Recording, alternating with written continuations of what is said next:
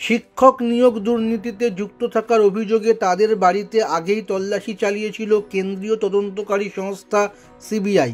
এবার কলকাতা হাইকোর্টে পেশ করা রিপোর্টেও শিক্ষক নিয়োগ দুর্নীতিতে দুই তৃণমূল নেতা দেবরাজ চক্রবর্তী এবং বাপ্পাদিত্য দাশগুপ্তের নাম জমা পড়ল। মঙ্গলবার বিচারপতি অমৃতা সিংহের বেঞ্চে যে রিপোর্ট জমা দিয়েছে সিবিআই, তাতে দাবি করা হয়েছে দেবরাজ ও বাপ্পাদিত্য ছাড়াও নিয়োগ দুর্নীতিতে এজেন্ট হিসেবে কাজ করেছেন মাহিদুল আনসারি, জাফিকুল ইসলাম, সজল কর এবং সৌরভ ঘোষ। তাদের ঠিকানায় তল্লাশি চালিয়ে অনেক নথি মিলেছে বলে দাবি করা হয়।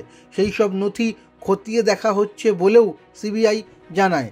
প্রসঙ্গত, এদের মধ্যে দেবরাজের স্ত্রী অদিতি মুন্সি শাসক দলের বিধায়ক। তার বাড়িতে সিবিআই গত নভেম্বর মাসেই তল্লাশি চালায়। এমনকি অদিতির গানের স্কুলে তল্লাশি চালানো হয়। সিবিআই সূত্রে জানা গিয়েছে, দেবরাজের থেকে টেটের কয়েকটি মার্কশিট এবং বদলির আবেদনপত্র পাওয়া যায়। সেগুলি বাজেয়াপ্ত করে সিবিআই।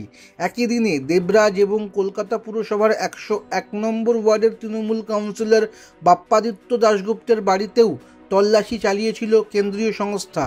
বাপ্পাদিত্যের কাছ থেকেও চাকরি সংক্রান্ত নথি মিলেছে।